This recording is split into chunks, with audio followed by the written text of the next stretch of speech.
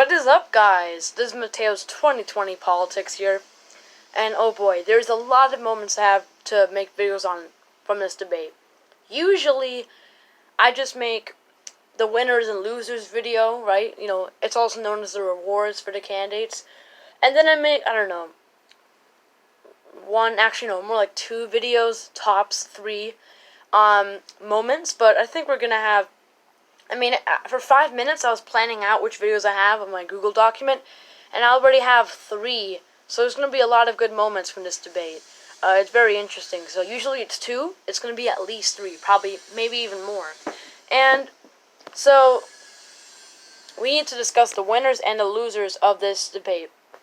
Now, the winner is very unexpected, actually, and I will explain why I'm saying this in a sec. Julian Castro. Now, why did he win? He had a terrible moment with Joe Biden. Well, think of it this way. People are really focusing on the part where he said, Joe Biden, you can't even remember what you said 2 minutes ago. And yes, that kind of makes him sound like a bully. And it is very bad because, I know that he kind of maybe felt bad about it after because, whenever you tell an old man, a man of an elderly age, what, you can't remember what you said 2 minutes ago? Especially in the context of, for the past few weeks, there's been lots of talks about his gaffes and his memory gaps. It's going to come across as offensive and a bit of like a bully move. So it was not, I think it was too far. I don't think he did it on purpose. I think that he was simply trying to get out there, trying to like lift himself up, which is understandable, and try to get some attention, but he was really desperate and he went too far. So, I love it when he's aggressive because, like, he started shouting at Joe Biden, but then when he said, I was like this, woohoo, woohoo, what, you can't remember what you said 2 minutes ago? Ooh, ooh, woo, you know what I mean? But he had lots of good other moments, like a few seconds before that confrontation, he told Joe Biden, look, Obama's vision was to have every single person covered by health care. My vision will have everybody covered, Medicare for all.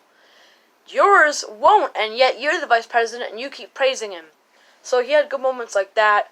He had really good moments with immigration, like when he was talking about temporary protective status for Latino immigrants coming to the U.S., where their visas could last longer.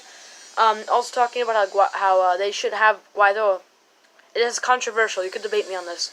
Guaido become the president of Venezuela. So he had some very strong moments. He also called out Biden for using Obama too often, and then when it's convenient, and then when it's inconvenient, he just wouldn't use that. So, yeah, he has a bad moment, but I think that it doesn't, if it weren't for that bad moment, he would be the god of the debate. He'd be the god, but it kind of took him down, and he's kind of more into the fray, but he still comes out sharp in this debate. Second winner is actually Cory Booker, and yes, no progressives are on here, and you can see that shows I'm an unbiased person. So with Cory Booker, he has this thing where he's generally very smooth throughout every night. He has no amazing moments, no terrible moments. He's just generally very smooth and charming, maybe even funny. But what he did a lot was he was relatable. What do I mean by that? Well, basically, he would always talk about gun violence and relate it to his hometown of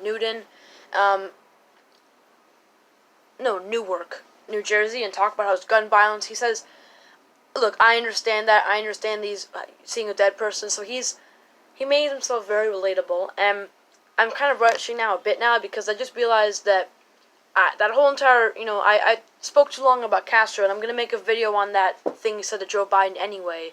So, yeah, so, he had Cory Booker. He just seemed very relatable and like a really funny guy. Now, would it be enough to support him? No. I don't think anybody here is going to get a bump. I think that the people who are, let's say, if you're supporting somebody, you're going to stick to them. I don't think that your mind was changed by anybody, I think that everybody did well except for one individual, but, I don't think anybody was, like, really stood out. So, yeah, kind of bad for them. I don't think anybody's going to get a bump.